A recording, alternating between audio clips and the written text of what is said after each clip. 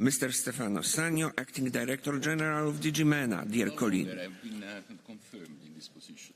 Ah, nice. Congratulations in such a case. So, Director General. The year of 2025 marks the 30th anniversary of the Barcelona process and the launch of the Euro-Mediterranean Partnership.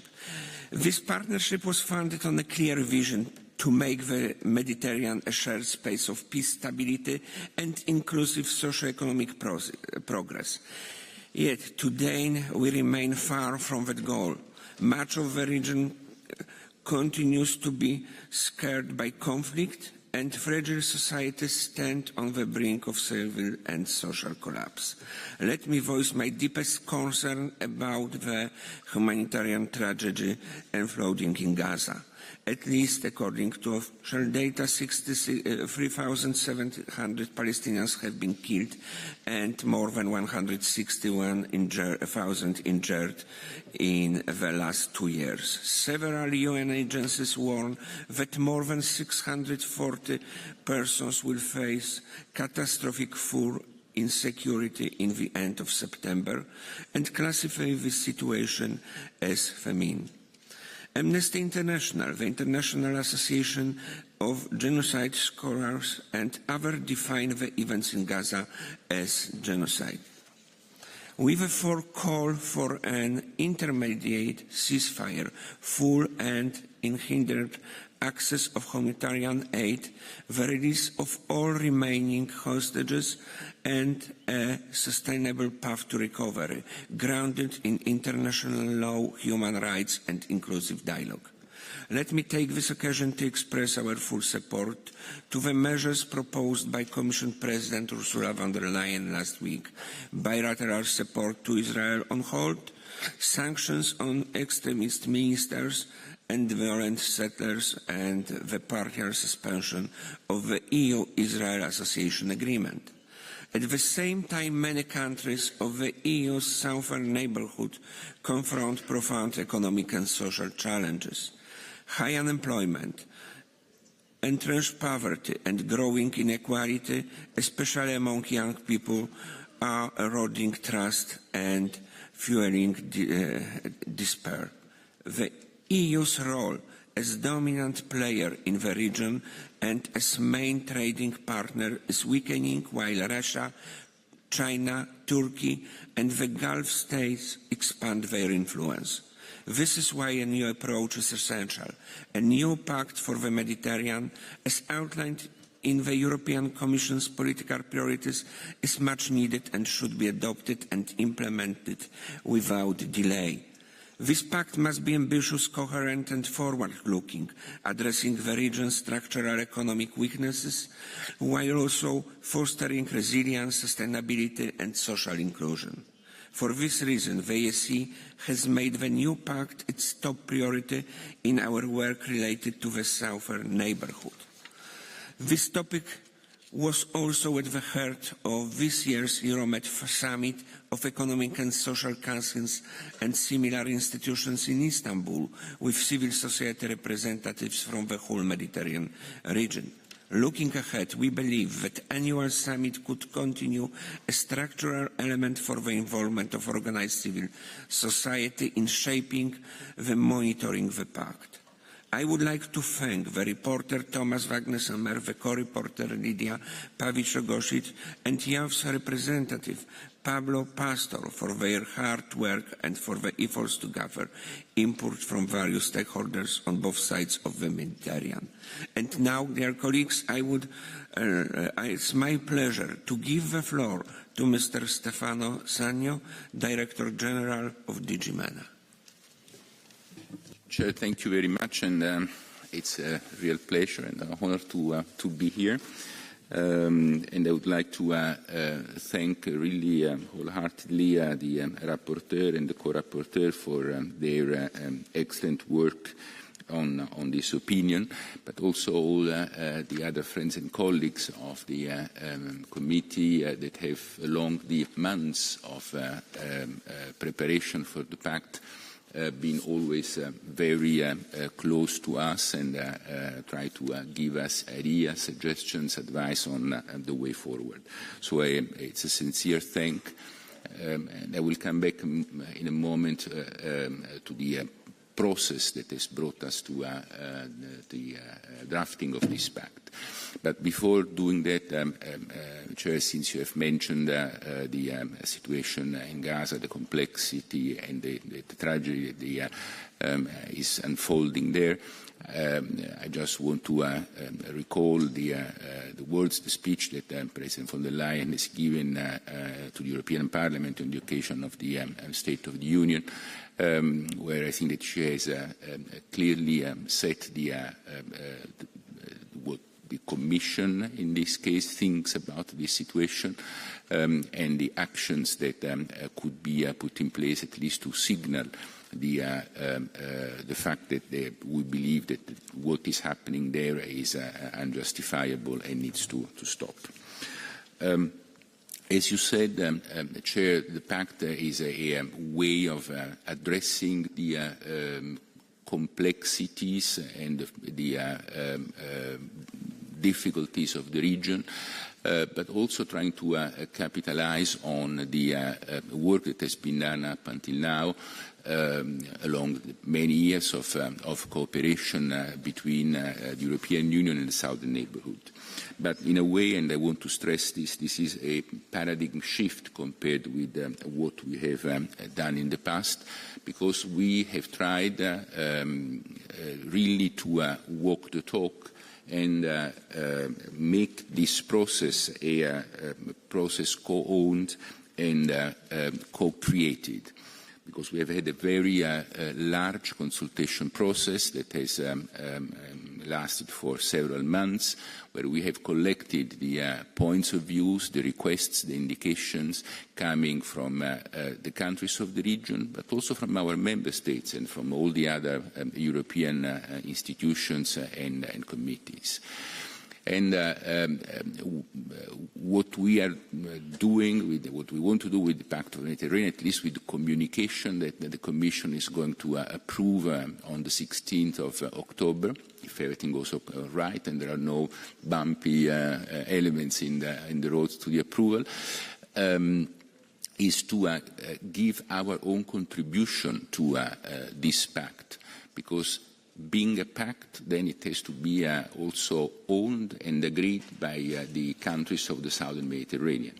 So essentially, and I will come to that in a moment, the elements that are in the pact, the initiatives, the actions, will be collected into an action plan that we need to agree with the Southern Neighbourhood partners and then implement over time, and I will also say a few words about the governance structure of this pact. It is true that we have tried to put, first of all, people at the center of our work and have and develop a people-centered agenda around a number of joint initiatives that can deliver tangible results for our societies. The communication that we are that we have drafted and is now in the final phase, the inter-service consultation started yesterday, and as I said, should be approved by the College on the 16th of October, is essentially structured around three main pillars, preceded by an introduction and then by some horizontal aspects that I will, on which I will develop. In the introduction, apart the overall framework, the reference to the political situation, we are essentially defining the principles on which we have based this work: consultation, co-ownership, co-creation, but also very practical cooperation. This is, I mean, we want to, we have to frame this work in a political perspective, but at the same time we want also to make sure that it is not just a vision, but it is really an action-oriented document. And so we have taken a very clear bottom-up approach, trying to define, as I said before, initiatives and actions that can be implemented as from tomorrow. And the beauty, I hope, of this process is that the action plan is not going to be a sort of static document, but it's going to be rather an evolving document. As I said, we want to monitor its implementation, but we want also to enrich it with new actions. Some are very interesting. There are very interesting suggestions, but coming from different quarters, but they need still some work to be refined and to become implementable. That is the real benchmark against which we have set up our activity. The other important principles that we have stressed in the document is the flexibility. Which means that essentially we do not envisage that for all initiatives, that for all actions, we will have all the countries of the southern neighborhood, or for all our member states for that matter, to participate in that. We can have an approach which is more flexible, but we hope that this can also create a sort of positive demonstrative effect, and those that have not decided not to start from the beginning some of these initiatives can join afterwards. The structure of the Pact is framed around three pillars. First, on regarding people, and it's really very much about education, vocational training, skills, upskilling, reskilling, and trying to provide this very large population. Consider that 47% of the population of the southern neighborhood is between 0 and 24 years. So it's more than almost half of the population is very young population. So to give opportunities for them to enter the job market. And that's the second initiative that we want to develop. So under the first initiative, there are some flagship projects, including the idea of having a Mediterranean university. There is a lot of work that has already gone into this in the past, but we think that we can give the final push and to have a real Mediterranean university modeled around the concept of the university alliances that is already in place. The second initiative, as I was saying, was how to bridge the gap between education and training to work, so access to job markets. And there is then a third initiative, quite broad, which is covering culture, tourism and sport. We have dedicated a lot of attention to the cultural dimension, and I know that this is an issue which is very dear to this committee, and we will try to promote and protect the cultural heritage, but not only as a static element, which is also very relevant, but also as an element of economic development, of management of the urban territory, and of creation of new job opportunities. The second pillar is on stronger and more integrated economies. This is a quite substantial set of proposals that we put on the table on areas which are really of common interest. And I will start with renewable energies and clean technologies, where there is a very strong appetite from both sides of the Mediterranean to move forward. We have developed, we have already been working for quite some time, but we have developed a team-made initiative around this process, and it's really covering all the aspects of attraction of investment, facilitation of investment, but also the creation of a proper regulatory framework, and supporting a skills agenda around this.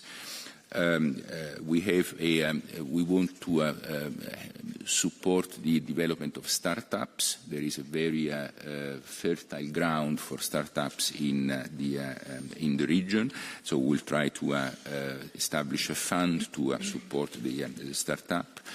Very interesting component about digital and the tech offer. And this is also very much in connections with the energy activity, creation of AI factories. There are already very interesting activities going on in this sector, but also interconnections, cable system, and the possibility of developing rural broadband connectivity. There are several other initiatives around the blue economy, around the green economy, the decarbonized transport for connecting better the region, or improving air connectivity. So a large, as I said, a very large vision around the possibility of the economic development, and as I said, a very strong interest on both sides of the Mediterranean. And finally, the third pillar is about security, resilience and migration management. There is an interest from the countries of the region to work more with us on threat assessment, on the fight against terrorism, on cybersecurity, on foreign information manipulation and interference. But it's, these are all areas that we will try to develop with them. Preparedness and resilience, civil protection, and the President announced already in her speech at the European Parliament the idea of creating a hub for firefighter airplanes in Cyprus for the region. But these are the kind of actions that we will develop under this pillar. And finally, last but not least, migration management. There is an interesting, I think, angle under which we will need to see the work with these countries that have become not only countries of transit, but also countries of destination. And so a lot of cooperation from that point of view, but also how to fight against illegal trafficking of people. As you can see, all across the pillars, there is a strong focus on youth, and I want to stress this point because we believe that the work with the younger generations is fundamental. Two final words on let's say, on the possibility of expanding the footprint of the Pact for the Mediterranean. We will start with the 27 plus the 10 countries of the southern neighborhood, but we are looking also beyond to the countries of the Gulf or countries of let's say, of the African continent, or Turkey or other countries that could be interested to join in actions and initiatives of mutual interests.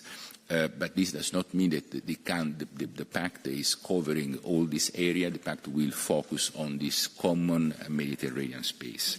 I was speaking about the governance. We have identified two layers of governance, one internal within the 27, let's say, nothing new from that point of view. The Foreign Affairs Council will be the place where the Pact will be discussed and brought at the political level.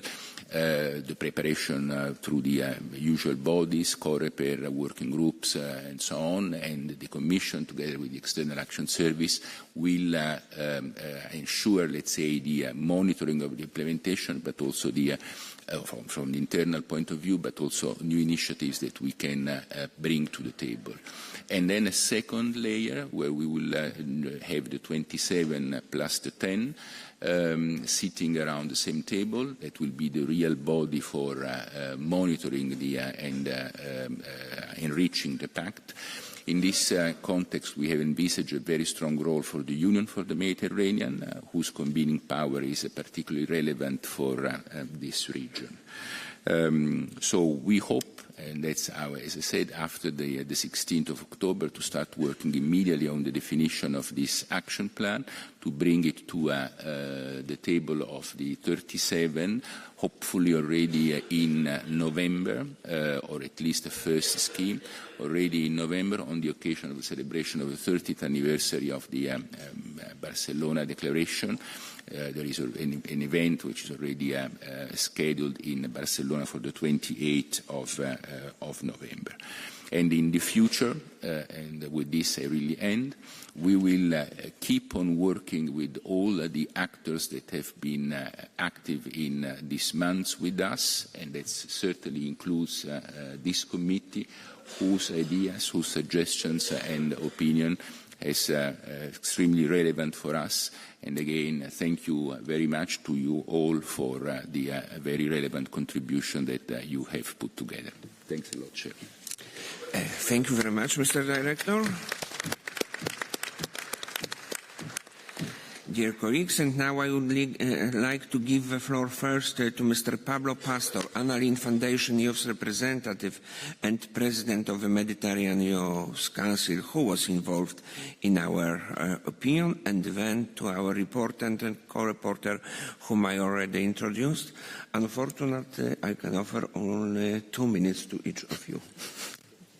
So, thank you very much, dear members of the European Economic and Social Committee, dear friends, dear Director General. As youth representatives for this opinion, it is very difficult to represent such an heterogeneous group and in such a geopolitically charged opinion. But we definitely have one thing in common, and it's our future, the potential to learn and to change it. And this is what Latif, Layal, in my opinion, and Oscar, Mariam, and Raunak, in another opinion that will be voted today, have tried to do to the best of our possibilities. I will not talk about facts and numbers. If something unites youth, are their feelings. So let me unpack the feelings of the Mediterranean youth. One is the feeling of hope. First, hope with the package of measures that were approved by the Commission yesterday, and the Pact, of course. Second, we are hopeful that our voices are taken into account, that we can affect change, but this means a privilege. And we do not want this to become a privilege of a few. It should mean instead more impact for youth in the future of the Mediterranean. But hope alone is not enough, because alongside hope we feel anxiety. No wonder why we are the generations of anxiety. We are more conscious than ever of the problem affecting us, from climate change, the scarcity of labour opportunities and the rising inequalities. But we see a lack of common action. We are the generation inheriting these problems without seeing a clear path to solving them.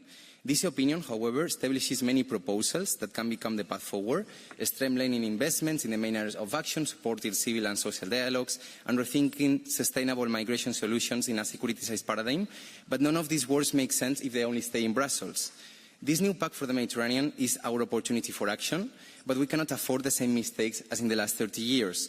We cannot adopt a paternalistic view of the Mediterranean, we cannot sign agreements that are not respected, and most importantly, we cannot allow political inaction against the lack of respect for international law and human dignity. And this leads to a third feeling, a profound sadness that can turn into rage. Rage of all the injustices that are happening in the Mediterranean, with the images of Palestine and Gaza as the most brutal evidence of what human cruelty and political indifference can lead to. A real Mediterranean policy can only come with the respect of international law standards. And as for the measures by the Commission, the EU has had the chance to lead a stronger response all of these past months. Hope, anxiety and rage, these are just not feelings, they are a clear message from our generation. We are ready to work, to build and to lead, but we need you to act now. So I leave you with this question. Will this new pact for the Mediterranean be another list of forgotten policies, or will it be a shared vision for a future where youth don't just have hope, but security and dignity? The choice is not ours to inherit, but is yours to make. Thank you, Vice President. Thank you very much. Now the EC reporter Tomasz Wagnesonar. Ja, zunächst möchte ich mich einmal bei meiner Co-Rapporteurin sowie bei den beiden Beraterinnen recht herzlich bedanken für die gute Zusammenarbeit. Dank der Anna Lindh Foundation war es möglich, dass wiederum Vertreterinnen junger Menschen an der Ausarbeitung der Stellungnahme mit wertvollen Beiträgen sich beteiligen konnten. Dafür gehört Ihnen ein großes Dankeschön. Sie sind auch heute anwesend. Pablo wurde schon erwähnt, war einer von Ihnen.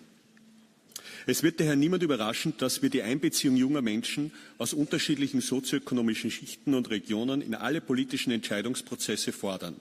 Ein weiterer Punkt ist die Erleichterung der Mobilität, insbesondere für junge Menschen. Die angekündigte Strategie für eine EU-Visumspolitik sollte als Gelegenheit genutzt werden, einen umfassenden Rechtsrahmen zu schaffen, der langfristige Zusammenarbeit und wiederkehrende Besuche und den Süd-Nord-Süd-Austausch unterstützt. Ich möchte natürlich aber auch die hervorragende Unterstützung durch das REC-Sekretariat, insbesondere durch, ja, wir nennen ihn schon unseren Mr. Euromed, Andreas Berger, recht herzlich bedanken. Und ein Dank gebührt natürlich auch den Mitgliedern der Studiengruppe. Der Mittelmeerraum ist von strategischer Bedeutung. Dies gilt nicht nur aus geopolitischer Sicht, sondern auch aufgrund seiner wirtschaftlichen und entwicklungspolitischen Möglichkeiten. Der neue Pakt wird in den kommenden Jahren die Politikbereiche daher in der Mittelmeerregion ganz erheblich prägen. Die partizipative Einbindung der Partnerländer und der organisierten Zivilgesellschaft in den Konsultationsprozess ist natürlich begrüßenswert. Es müssen aber auch die entsprechenden Erfahrungen aus vorangegangenen Strategien gezogen und in die Ausgestaltung des neuen Paktes einbezogen werden. Alle relevanten gesellschaftlichen Akteure, insbesondere Gewerkschaften, Arbeitgeberorganisationen und zivilgesellschaftlichen Organisationen aus der EU, aber auch aus den Partnerländern des südlichen Mittelmeerraums, müssen dauerhaft und strukturiert in den neuen Pakt eingebunden werden. Das heißt, dass über Ad-hoc-Konsultationen hinaus eine institutionalisierte Beteiligung auf allen Regierungs- und Verwaltungsebenen erreicht werden muss. Die mit dem neuen Pakt angestrebte Partnerschaft zwischen der EU und den südlichen Partnerländern aus der Region muss von Anfang an auf Augenhöhe gestaltet werden. Darüber hinaus muss auch unbedingt gewährleistet sein, dass alle Projekte unmittelbar bei allen Menschen in der Region, insbesondere auch bei den sogenannten einfachen Leuten, eine positive Entwirkung entfalten, damit der Pakt in der Region auch wirklich begrüßt wird. Thank you very much. And Lidia Pavić-Gosić, co-reporter. Drage kolegice i kolege, predstavnici mladi, gospodine Sannino, Mediteran nije samo raskrižje, to je zajednički prostor prilika, izazova i zajedničke sudbine. To znamo svi koji dolazimo iz tog kruga. U ova teška vremena odbor vidi ovaj pakt kao smijen novi model za mir, demokraciju i vladavinu prava. Mora se boriti protiv korupcije i otvoriti vrata za jednaku pravdu i građanski angažman. Ali ideali sami nisu dovoljni. Potrebno nam je uključivo blagostanje, temeljeno na ljudskim pravima, pravednom upravljanju i prekograničnoj suradnji, te temeljeno na teritorijalnim potrebama. Vizija bez uključivosti samo je prazno obećanje. Pozivamo na istinsko, dvosmjerno partnerstvo, svi moraju imati mjesto za stolom i stoga pozdravljamo i konzultacije koje je komisija provela. Pakt mora djelovati, mora poticati održivi razvoj, potaknuti poduzetništvo, kvalitetna radna mjesta i osnažiti mala i srednja poduzeća koji su okosnica mediteranskog gospodarstva. Treba produbiti trgovinske veze. Mora se suočiti s klimatskim i digitalnim izazovima kroz pametna ulaganja i pravedne financijske okvire za zeleni i održivi rast. No rast bez jednakosti je prazan. Civilno društvo mora biti uključeno. Potrebno nam je uključivo financiranje, građansko obrazovanje i aktivno građanstvo kako bismo izgradili demokratsku otpornost. Praćenje se mora provoditi sa zajednicama, a ne nad njima. Ulažimo u obrazovanje, kulturu, mobilnost i migracije kao temelje za jačanje ljudskog kapitala. Unatoč sukobima i krizama nada ostaje. Pozdravljamo stoga arapski plan oporavka i obnove za Gazu i potičemo EU da uskladi svoje napore i financiranje. Jer ovdje se ne radi samo o politici, radi se o ljudima, radi se o dostojanstvu i izgradnji povjerenja, radi se o zajedničkoj budućnosti. Hvala. Thank you very much. We have 9 speakers in the general debate, and I would strongly ask each of the speakers to respect the time which was dedicated to each of you. So first, Mr. Vasco de Melo. Thank you, Mr. President. I will speak in Portuguese. Num tempo de incertezas como é o que vivemos, a importância das fronteiras de um espaço político e económico e as relações entre vizinhos é algo de fundamental. Há milhares de anos que o Mediterrâneo constitui um mare nostrum que une a África, a Ásia e a Europa. A sua importância permanece até hoje ligando povos, civilizações e culturas. O Mediterrâneo constitui a maior fronteira do nosso espaço geopolítico, indo do Estreito de Gibraltar até ao Mar Egeu. Mais do que nunca, a importância desta área geográfica é vital para a União Europeia. Como prova do que acabamos de afirmar, constitui o facto de, na presente composição da Comissão Europeia, ter sido atribuída a uma comissária uma pasta dedicada ao Mediterrâneo, tendo esta a incumbência de levar a cabo e concretizar um pacto para o Mediterrâneo. Este pacto, ambicioso, possui quatro grandes áreas temáticas: gestão da migração, desenvolvimento económico e social, proteção ambiental, ação climática e segurança. Todas estas áreas estão interligadas entre si e com outras questões mais vastas ao nível interno, quer ao nível externo. A questão da gestão da migração interliga-se com a questão da segurança, mas esta também se relaciona com as relações com os países subsaarianos, nos quais a União Europeia tem um sério interesse no desenvolvimento económico e social destas sociedades, que possa permitir a estas populações terem uma vida digna e em paz, que as possibilite viver na sua terra. Só assim será possível a existência de uma migração controlada e humanizada, acabando-se dessa forma com formas atrozes de tráfico de seres humanos que enriquecem redes criminosas internacionais, que agem sem escrúpulos em face da miséria humana. A questão da proteção ambiental e da ação climática está profundamente relacionada com o estabelecimento de infraestruturas que permitam o transporte de energia produzida por fontes renováveis entre o sul e o norte da Europa.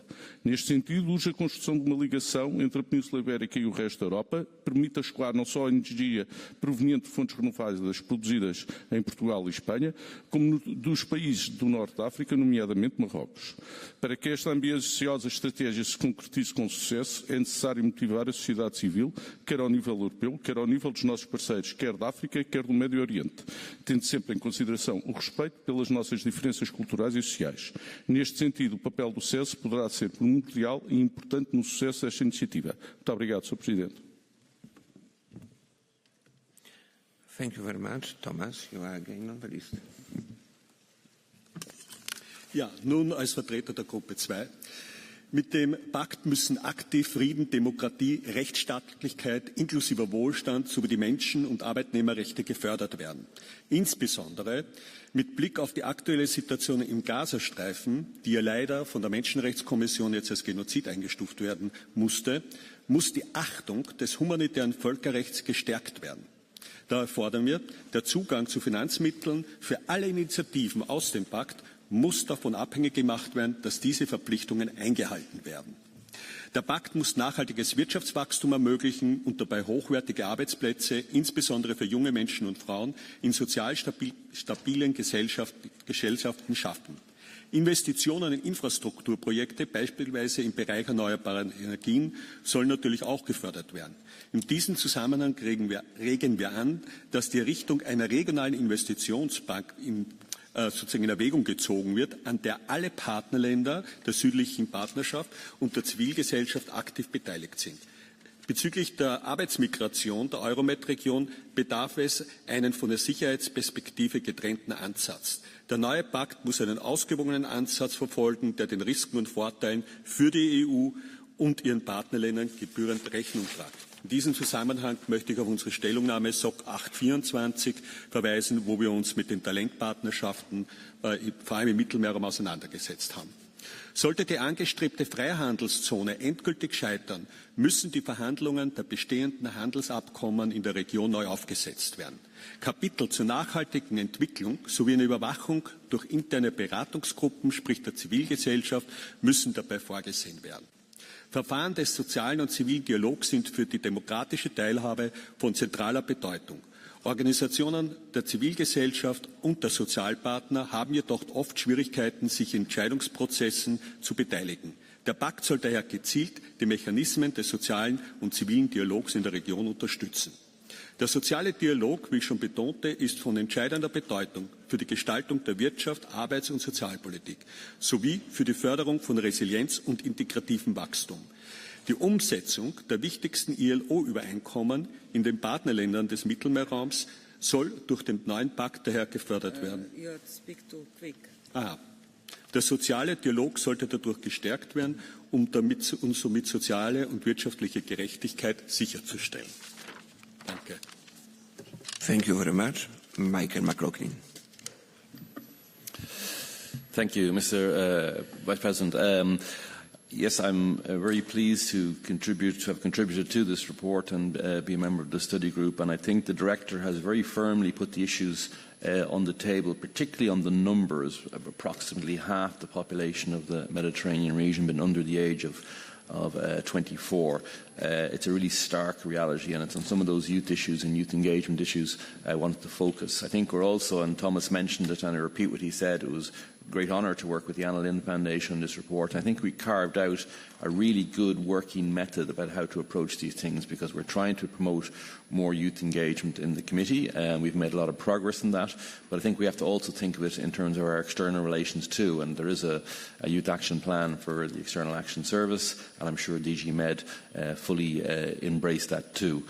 I think those of us who work in that youth field also want to bring to the table some of the best practice that's out there. We all know we want young people at the table, but I think we need to avoid the tokenism that sometimes goes in this area, and I think we need to talk about ongoing engagement. Often we still have too many once-off events or people who are well known or people who are familiar, rather than reaching out to a broader agenda of people. Of course, in the region, we have many different experiences, but of course some youth organisations and some independent groups are still suppressed and subject to very harsh measures, and I think that should be top of our agenda. One area where we can reach out and we can work directly from Europe is with the Erasmus Plus programme, and yet still there in some countries we don't have independent national agencies to administer this funding. We don't have money going to where it needs to go. It tends to go to the Gongos and the pro-government forces. So I think the Commission has to be really, really vigilant on that, and it's something we might be commenting on more in the near future. We know from, I was very honoured to be at the Anna Lindh Forum in Albania. We know young people tell us that they want to engage with us, but we put up the blockages all the time. We put up the visa regulations. We make it difficult to come to our country. We even make it difficult to come to our events. We need to have a proper migration policy, of course, but we have to stop seeing all of our foreign policy in the region through the lens of migration. I think this does damage. And finally, I suppose I have to say that we also need to take these issues seriously, the Mediterranean, for all of us in Europe. We tend to think that issues of the aggressive war in the East are for the people in the East. The Mediterranean is for people in the South. The Arctic is for people in the North. That's not the way it works. I think we have to see all these issues are pertinent issues and important issues for all of us in Europe, for all of the Member States. And also finally, I'd like to very much endorse the comments made about Gaza. I think it's very important that this House here has something to say, something important to say, and that we honour international law, and that in the future we honour all rulings of international courts and bodies in that area. Thank you very much. Thank you very much. Congratulations. You have respected the time. Mrs. Helena de Felipe Lechtonen. Sí, muchísimas gracias. Hablaré en español.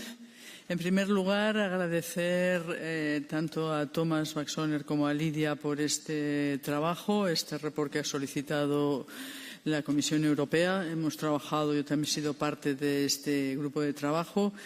Hemos hecho también eventos para promocionar y para realmente hacer ver cuál es nuestro punto de vista como sociedad civil organizada de lo que es el pacto.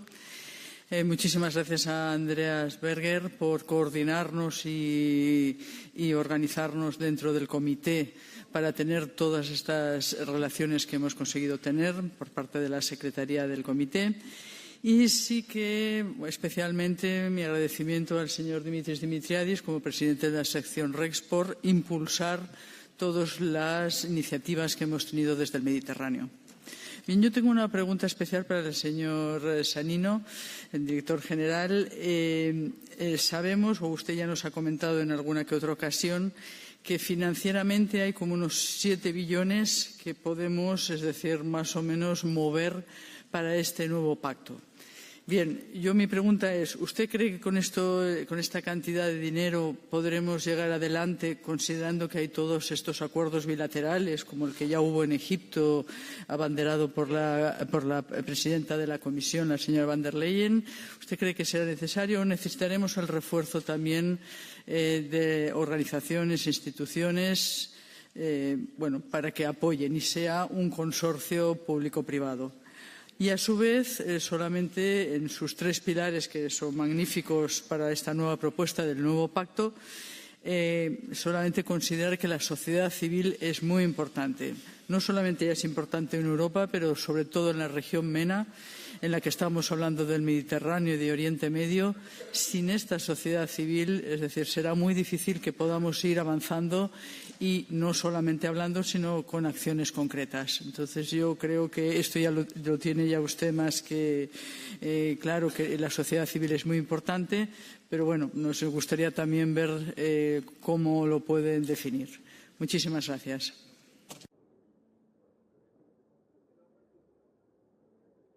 Thank you very much. Now, Mr. Angelo Pagliara. Grazie Presidente, grazie al Dottor Sannino, apprezzo personalmente molto quello che fa e il suo lavoro. Penso però che dobbiamo essere onesti tra di noi. Negli ultimi anni probabilmente non abbiamo dedicato al Mediterraneo l'attenzione necessaria, non abbiamo avuto un approccio reattivo alle crisi e non siamo stati capaci di incidere diplomaticamente come avremmo voluto. Ho 2 domande, Dottor Sannino, per lei. La prima si ricollega a quella appena fatta dalla collega. Negli ultimi decenni sappiamo che l'influenza russo-cinese è aumentata drasticamente nell'area del Mediterraneo. Guardavo un po' le cifre, la Cina ha investito circa 100 miliardi dal 2013 ad oggi, leggevo da alcune stime. Dunque, col nuovo patto del Mediterraneo abbiamo una dotazione finanziaria per gli investimenti e a quanto equivale? La seconda domanda, Dottor Sannino, lei ha detto una cosa giusta prima. Per essere tale un patto deve essere accettato dai paesi di entrambe le sponde, dunque anche dai paesi della sponda sud del Mediterraneo. La mia domanda è: come possono essere raggiunti questi obiettivi, gli obiettivi del nuovo patto, nell'attuale contesto geopolitico del Mediterraneo? Guardo ad esempio alla crisi in Tunisia, in Algeria, alla crisi in Libia, alla drammatica situazione di Gaza e considerando le difficoltà dell'Europa nell'adottare decisioni urgenti, rapide, concrete e unitarie e anche guardando alla divisione di singoli paesi aderenti all'Unione Europea, come pensa effettivamente che in questo contesto possono essere raggiunti gli obiettivi che ha appena citato del patto del Mediterraneo? Grazie e grazie ancora per il suo lavoro. Thank you very much. Pietro Barbieri.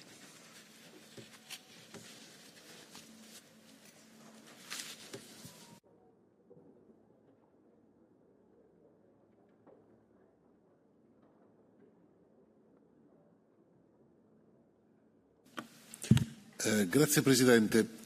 Faccio eco in italiano a quello che ha detto adesso Angelo Pagliara, soprattutto sulla prevenzione dei rischi.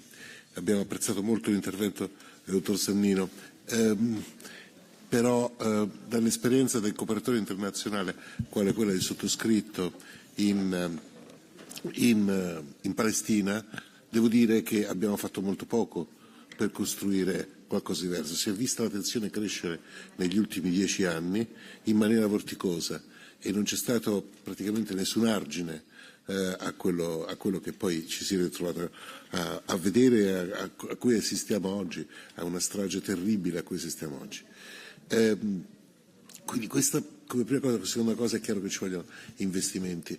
Non siamo presenti in quelle zone, non abbiamo una grandissima presenza, un po' di cooperazione internazionale fatta da ONG, ma finisce lì.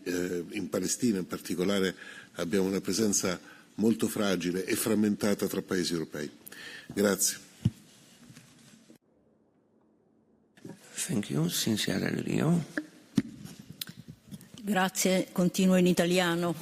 Grazie ambasciatore Sannino, grazie Pablo per questa introduzione al patto.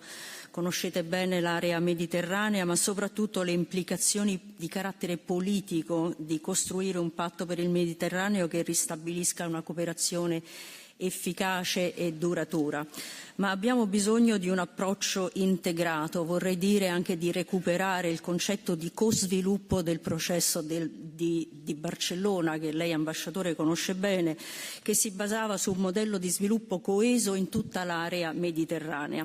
Ora, perché il processo di Barcellona è fallito? È vero che in quegli anni l'Unione Europea ha rivolto la sua attenzione al percorso di integrazione dei paesi dell'Est Europa, la Commissione Europea ha avviato un'analisi, però è necessario capire quali sono stati i nostri errori.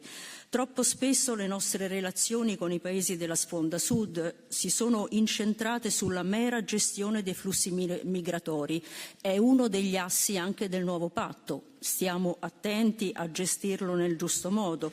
Si sono incentrati sulla necessità per l'Unione Europea di assicurarsi risorse energetiche di cui abbiamo un disperato bisogno, però non ci siamo preoccupati della dimensione sociale, dell'impatto occupazionale degli investimenti, senza renderci conto che il concetto di co-sviluppo veniva di fatto abbandonato e prevalevano i nostri interessi europei. I partenariati bilaterali che si propongono nel patto devono alimentare il progetto di costruire un'area euro-mediterranea integrata con opportunità di investimenti in settori chiave per lo sviluppo in tutta l'area e non solo per singoli paesi, quindi un'area mediterranea di opportunità di crescita sostenibile e innovazione, ma su basi condivise con i paesi della sponda sud, quindi tra partners uguali. Il coinvolgimento delle parti sociali e delle organizzazioni della società civile, come è stato detto da tanti, è determinante nel costruire il patto, ma anche per monitorarlo. Certo, l'Unione Europea non può scendere a compromessi sui valori e diritti fondanti dell'Europa, ma occorre che l'Unione Europea recuperi la sua capacità di interlocutore politico, di mediatore diplomatico nella gestione dei conflitti e delle tensioni nel Mediterraneo. Dobbiamo riappropriarci delle relazioni soprattutto con i paesi arabi della sponda sud.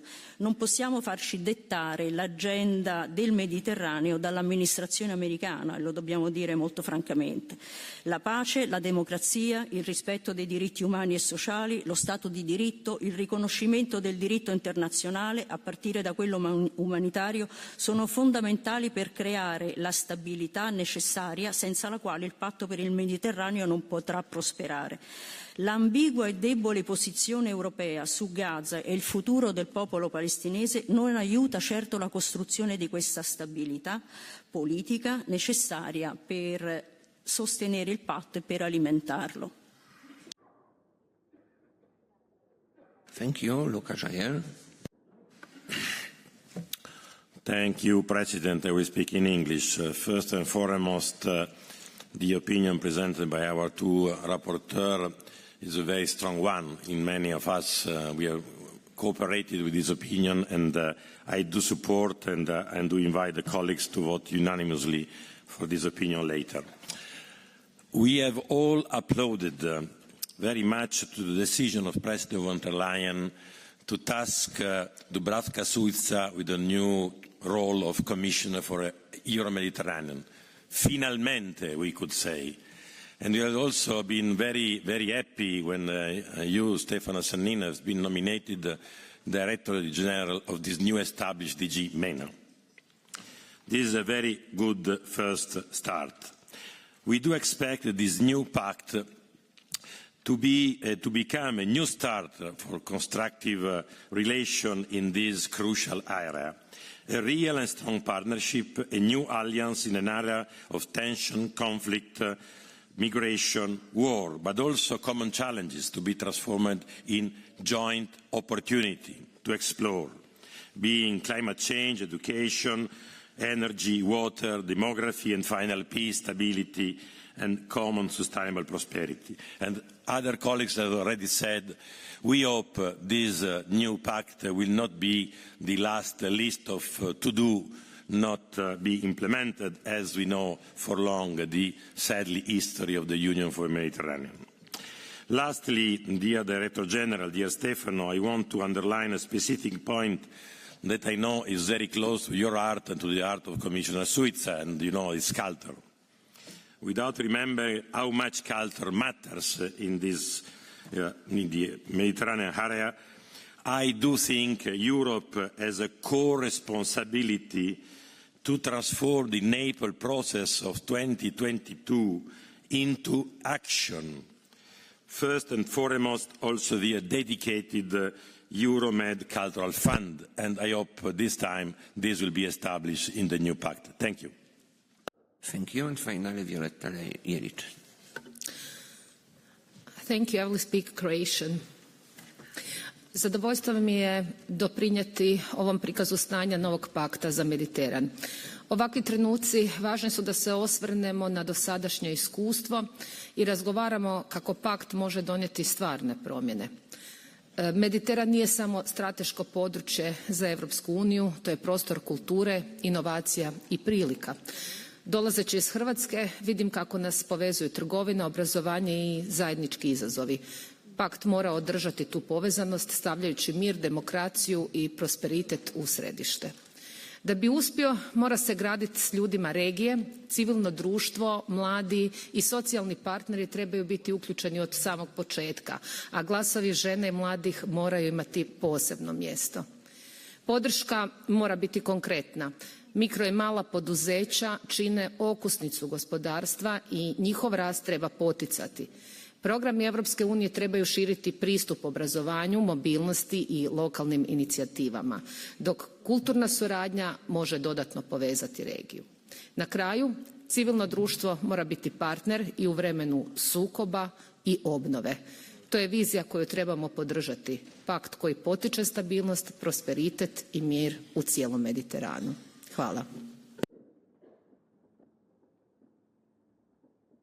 Thank you very much. Now I would like to ask our speakers in reverse order for very brief reactions. Lydia, Thomas, Pablo, I will offer you, each of you, 1 minute.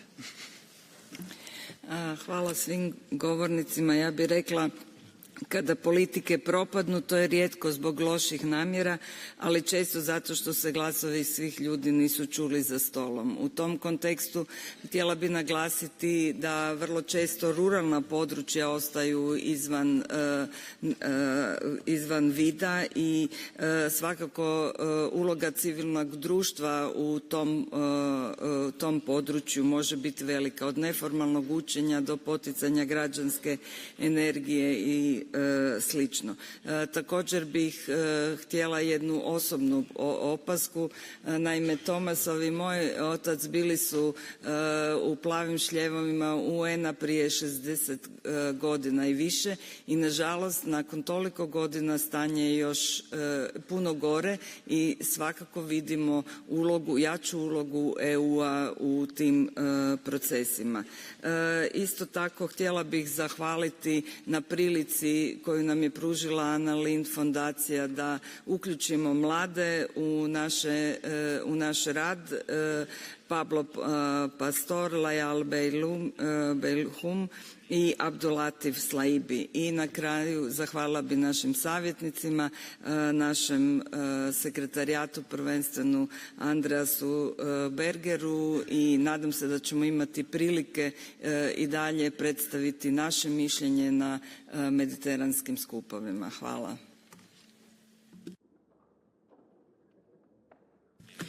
Ja, zunächst einmal vielen Dank für die Redebeiträge. Ich möchte aber noch einmal darauf hinweisen, dass ja diese Stellungnahme beim diesjährigen Euromed Summit in Istanbul ausführlich diskutiert wurde. Und dieser jährliche Summit ist gerade wichtig, weil er inhaltliche Diskussionen und einen intensiven Erfahrungsaustausch zwischen den Vertreterinnen der Sozialpartner und NGOs aus dem gesamten Euromed-Raum ermöglicht. Wir haben auch so wertvolle Beiträge aus erster Hand für unsere Stellungnahme erhalten. Ich möchte daher Generaldirektor Stefano Sannino für die wertvolle Unterstützung der bisherigen Euromed Summits danken, ihm aber auch um eine aktive Unterstützung des kommenden Euromed Summits im Jahre 2026 ersuchen. Wie schon betont, die Implementierung und Evaluierung des neuen Paktes muss von Anfang an unter struktureller Einbeziehung aller Stakeholder der organisierten Zivilgesellschaft erfolgen. Ich möchte dafür 2 Möglichkeiten aufzeigen. Unser Euromed Follow-up-Komitee im EWSA, aufgewertet mit Vertreterinnen aus den Partnerländern der Region oder der jährliche Euromed-Gipfel könnten als Mechanismus für eine derartige strukturierte Einbeziehung der Zivilgesellschaft im Rahmen der Implementierung und Evaluierung herangezogen werden. Danke. So thank you very much for all the comments. So if I can send a small message to close, I would say that regional integration is very important. It remains a very important part of this new pact.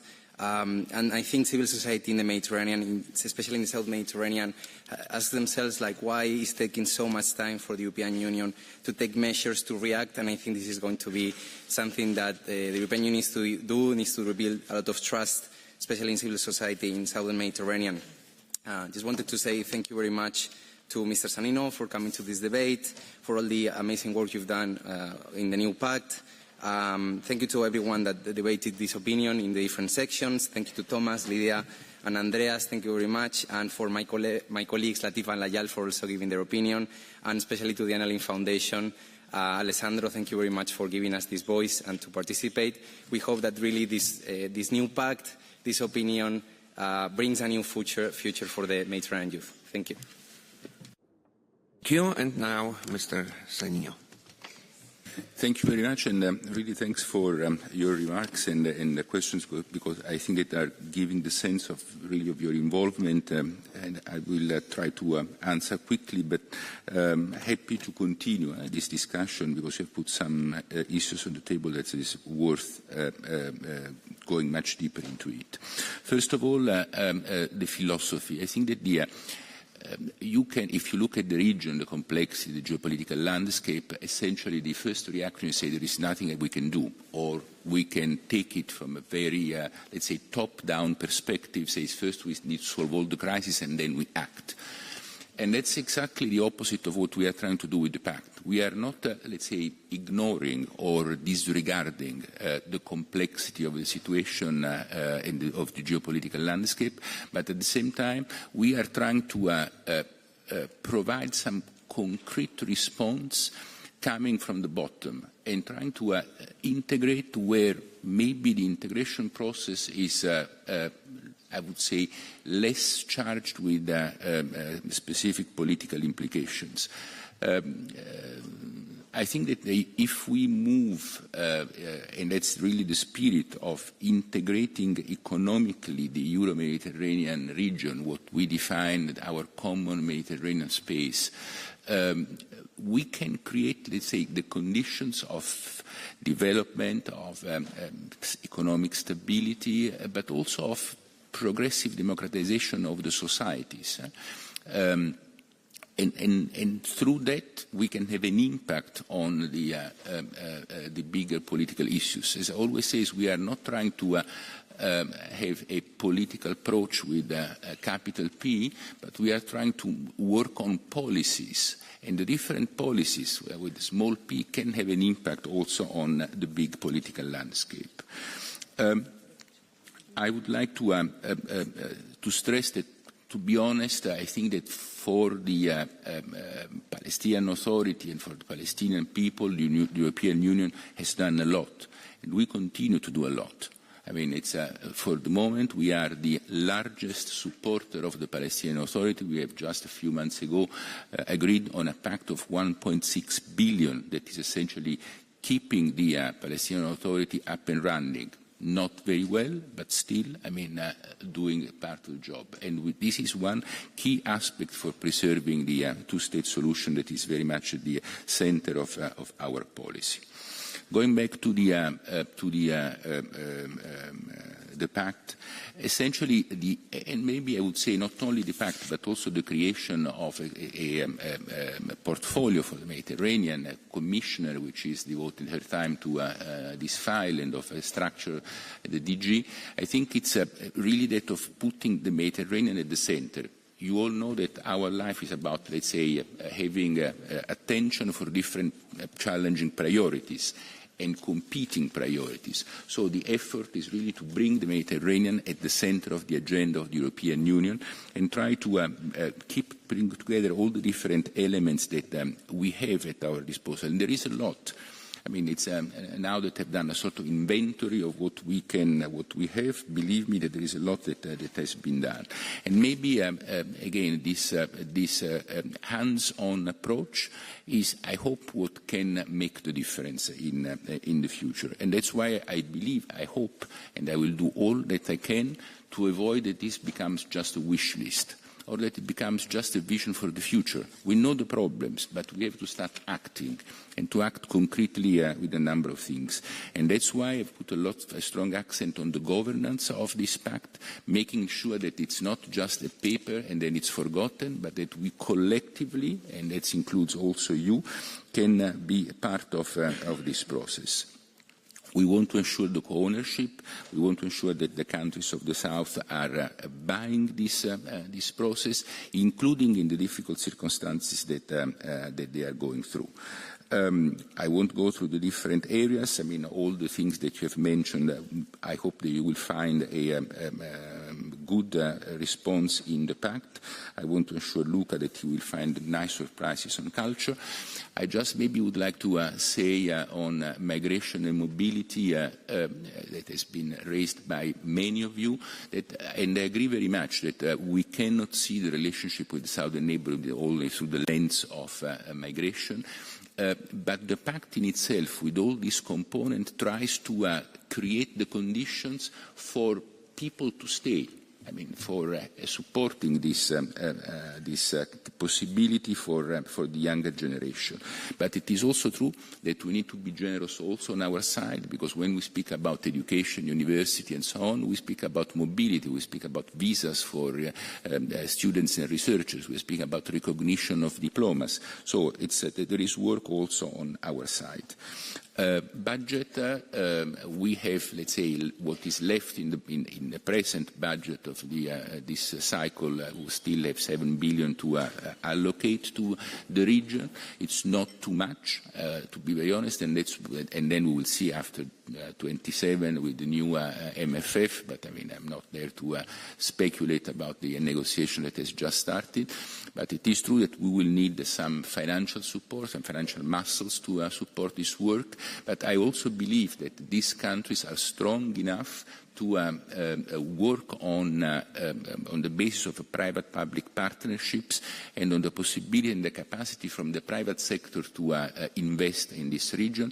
And together with you, also with your help, with the help of your networks, I think that we can do a good work. A final word to thank the Anna Lindh Foundation. We have also recognized the role of the Anna Lindh Foundation in the communication, but thanks especially to you, and I would say to your colleagues. I have to say that in all the trips in the region, I've always met with the younger generation and with our connectors, our group of journalists. But I have found more than that a group of people that, in spite of the difficulties, are really rolling up their sleeves. And instead of complaining about what is not being done, they are trying to change themselves, really to take the future in their hands, including in very difficult places like in Palestine or in Libya, where I found a fantastic example on which we have tried to capitalize also in the work for the Pact. So huge thanks to you all. Colleagues, today's debate has shown that the Mediterranean is strategic for Europe, not only geopolitically but also economically and culturally. The new pact must turn our proximity into genuine partnership and transform opportunity into shared progress. The new pact for the Mediterranean must therefore be more than words. It must be a commitment to peace, democracy, rule of law and good governance. Achieving a lasting peace and stability in the region is an essential prerequisite for the implementation of the Pact. The EESC sees this Pact as a new model of development, a model that drives inclusive growth, innovation and quality jobs, above all for women and young people. Let me repeat that the committee is ready to play its role as an institutional partner to ensure the structural implication of the organized civil society on both shores of the Mediterranean. Before closing, let me warmly thank Stefano Sannino for joining us today. I wish you every possible success with your vital work on the new pact. And before closing this item of the agenda, I open the vote on the opinion.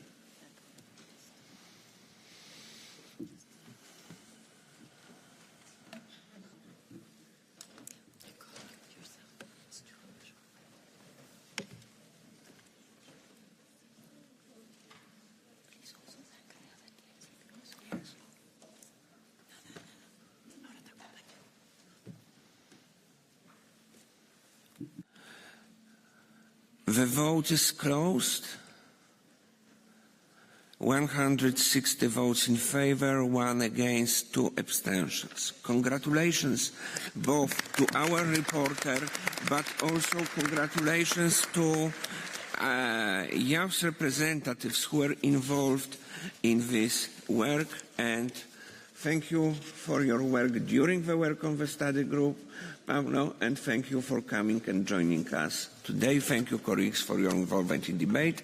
I ask reporters for the next opinion to join us. Thank you.